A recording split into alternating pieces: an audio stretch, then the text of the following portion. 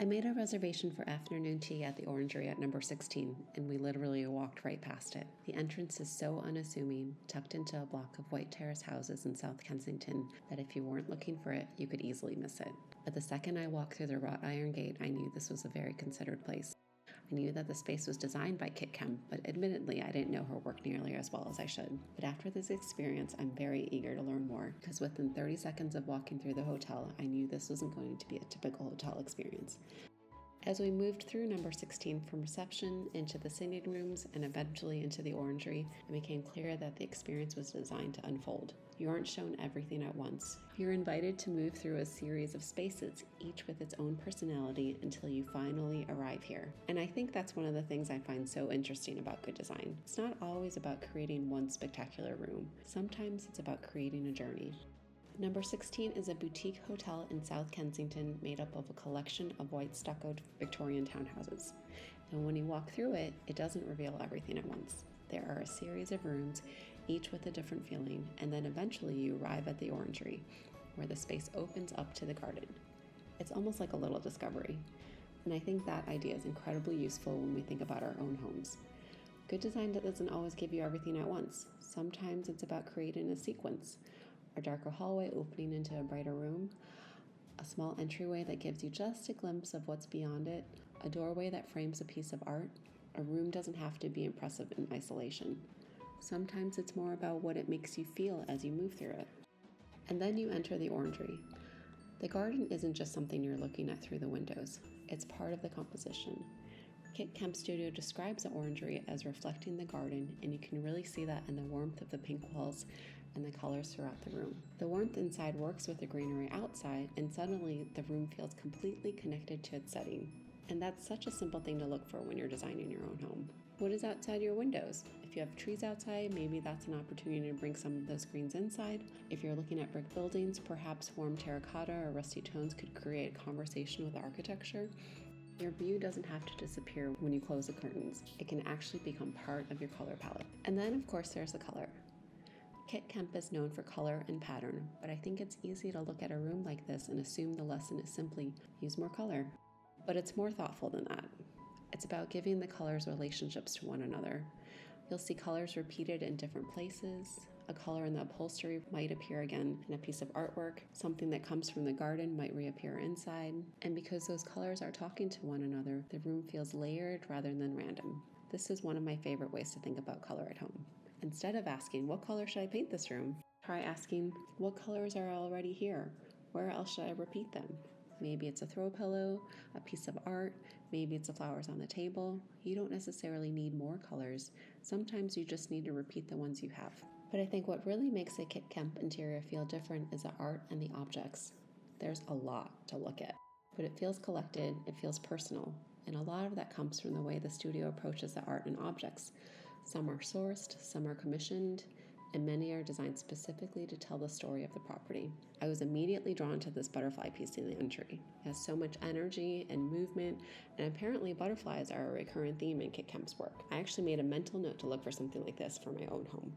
And you see this idea throughout the hotel. Acrylic boxes filled with little treasures, unexpected objects, pieces of art. You keep discovering these little details, and the design story unfolds as you move through the space. You see something and you want to look a little closer, then you notice something else, and then another detail.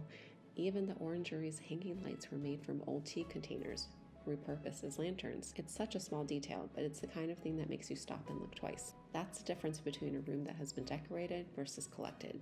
One tells you what to look at, the other gives you things to discover. And knowing a little bit about Kemp's background makes this approach even more interesting.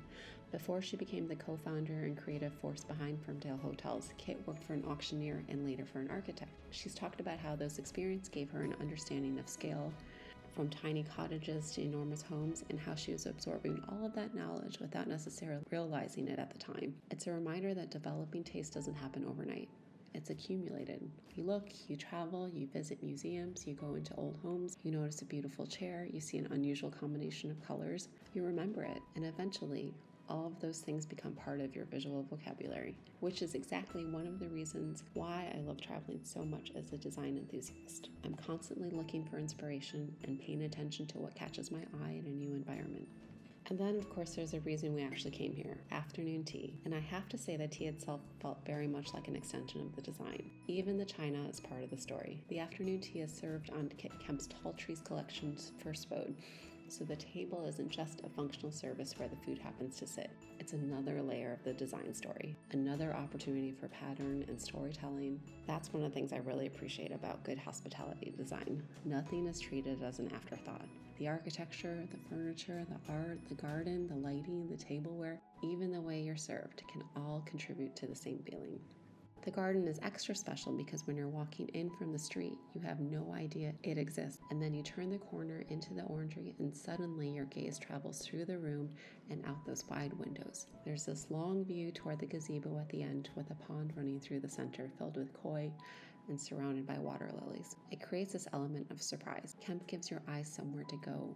If you're designing a room, look at it from the place where you're actually going to sit. Where does your eye land? Is there something interesting in the distance? A piece of art, a window, a beautiful lamp, a view? But you don't need every inch of a room to be interesting. You need moments of quiet too. The contrast is what makes the interesting elements feel interesting. There's an old Firmdale story that I think says a lot about Kit Kemp's approach. When Kit and her partner Tim were working on their first hotel, Dorset Square, they were working with a very limited budget. They couldn't afford to buy and frame artwork for every room. So Kit started using dressmakers' mannequins instead, bringing in height, color, pattern, and personality without spending a fortune. The mannequins eventually became a signature of Firmdale Hotels. I love this story because it gets to the heart of what I think good design actually is. It's not about having an unlimited budget. It's about seeing possibilities, and sometimes constraints are exactly what force us to be creative. And that's really what I'll remember for my afternoon tea here. Not necessarily a particular chair or a particular color combination, although this one was pretty special. But the reminder to be curious, to collect things that mean something to you, to pay attention to color relationships, to think about how one room leads into another, to notice what's outside your windows, and to give people something to discover. I've been in London for a bit now, and I think that's what I love most about traveling somewhere new.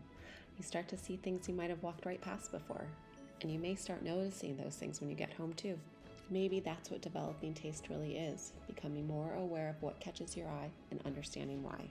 Thanks for watching and see you next time.